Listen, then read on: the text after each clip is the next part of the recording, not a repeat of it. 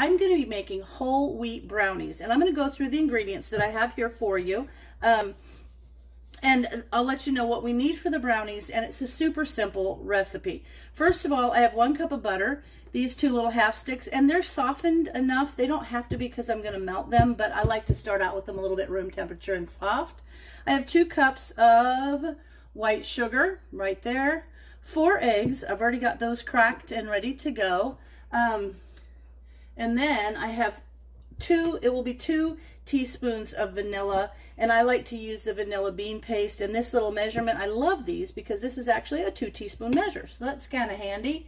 I've got a 1/2 cup of unsweetened cocoa powder. Now make sure you've got the unsweetened kind because you're using a whole lot of sugar already. You don't want to use the kind that makes like an instant chocolate milk. You want unsweetened. And that stuff's really bitter. You wouldn't want to eat it without mixing it into something that you're baking with sugar.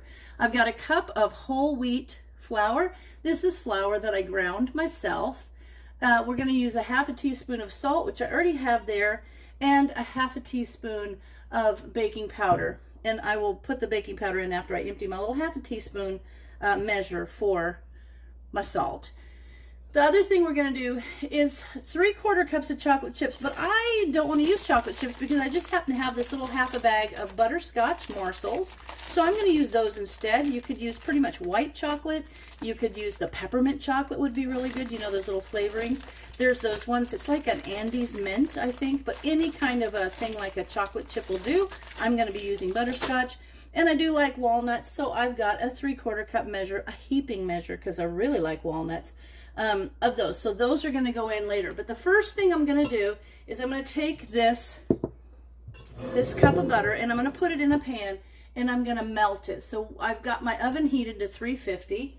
I've got a 9 by 13 pan and it's all greased and ready to go. So that's what you want to do to prep, is get your oven turned on to 350, get your 9 by 13 pan greased. And then I'm going to take this large saucepan, I'm going to melt this butter in it. When the butter's melted, I'm going to take it off the heat and I'm going to come back here and I'm going to stir in the sugar and then the eggs and the vanilla.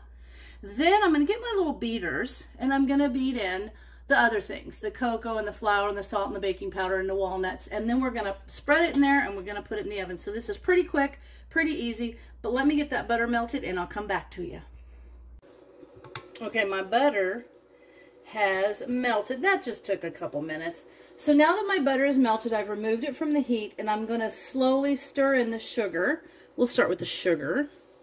I'm going to slowly stir that into that butter. Get it nice and mixed. I'm trying to stir left-handed so you guys can watch this.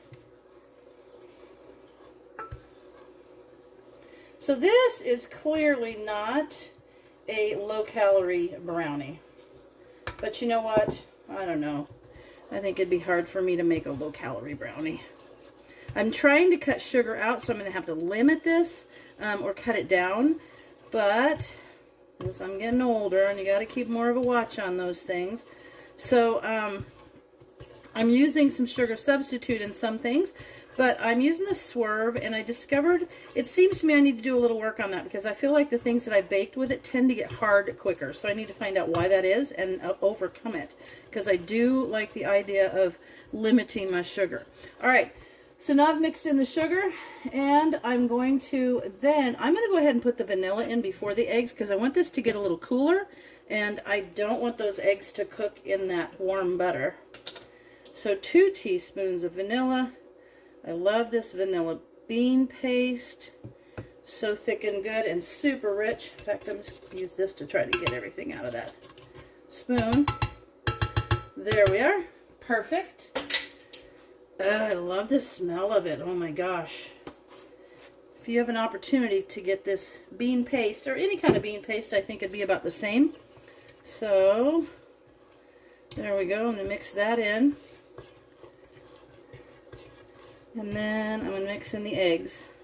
Then I'm going to beat in the dry ingredients. These are all the wet ingredients going in together. So then I'll beat in the dry ingredients. Okay, I think that'll be all right. Now let me get these eggs. Kind of slowly put them in there. There we are. You don't want to put your eggs into something that's too warm or you're going to end up, oh, there's a little bit of a shell. Good thing I caught that. Sometimes it happens. Okay, so let me break up those eggs. And we're going to mix those in. Then we're going to get my little mixer, my little beater.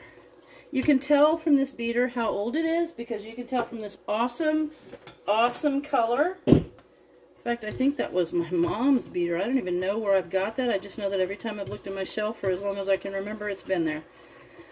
Alright, so I've mixed those things together. Then I'm going to beat in the cocoa, the flour, the salt, and the baking powder, and the walnuts. We'll put it in that pan and we'll let it cook. Alright, I think that's good enough. Good enough for now. Okay. Put that in that measuring cup so I have it. Alright, I'm going to put it on just beat.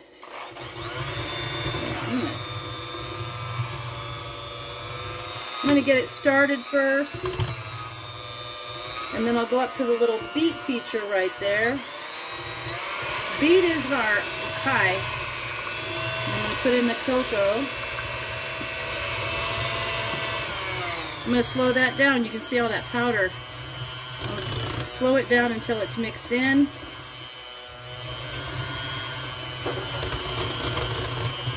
This little beater is cool. It even has a burst of power. If you push it, hear it? Kind of fun. Okay. Ooh, it smells so chocolatey and good. Okay, now I'm going to put in this flour. Let that mix in. And the salt.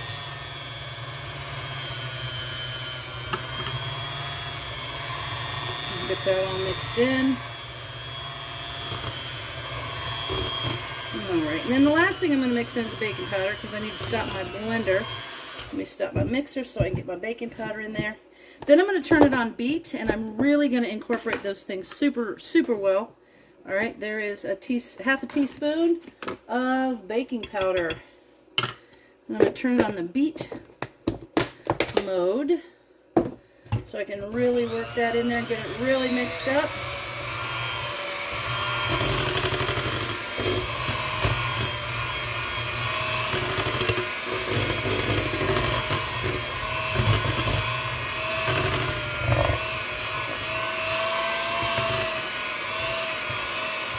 Okay, now I'm going to put in the walnuts, or the walnuts. And I'm not going to put in the candy pieces because those I'm going to sprinkle on top, which makes it so good. So I'm going to mix this up really well. There we are. Get that all mixed in nice. Okay. Give it one good going.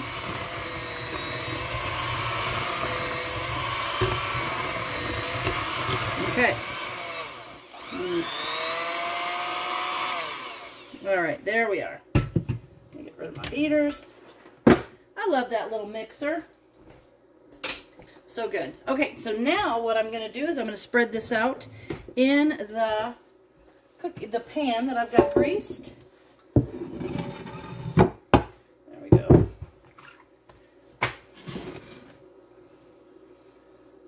See if I can do this so that you can watch. Okay, there we go.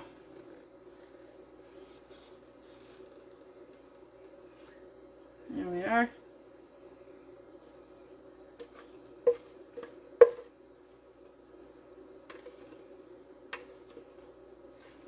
Okay. I'm going to get that on there. I'm going to turn it around so that I can get it a little bit better, and I'll bring you right back. Alright, there we go. I've got that all out of that pan. I got my little spatula. And we're going to scrape that off of there. Whew, so good. Okay, now I'm going to take my little blend, my little butterscotch pieces. Now remember, you could do this with whatever. There's chocolate, there's walnuts in there, and I am going to make these butterscotch. Okay, so I'm going to put those just randomly across the top. You could put little marshmallows on there. There we go. Better get that. Snickers will eat it if I drop it. Alright, there we go. So now, this is going to go in the oven for 25 to 30 minutes. We just want to make sure we don't overcook it. Don't wait until it's super dry in the middle. We're just going to let it go until you can tell around the edges that it's done. And I will show you. It should take about 25 to 30 minutes. All right, friends, there you are, the finished brownies, and they are so good. I'm going to take a little taste test of this one. So good. So good. So there you have it, a terrific recipe for using whole wheat home ground flour in your brownies. So I hope you try it, and I hope you love it. And as always, thanks for watching, and I'll see you in my next video.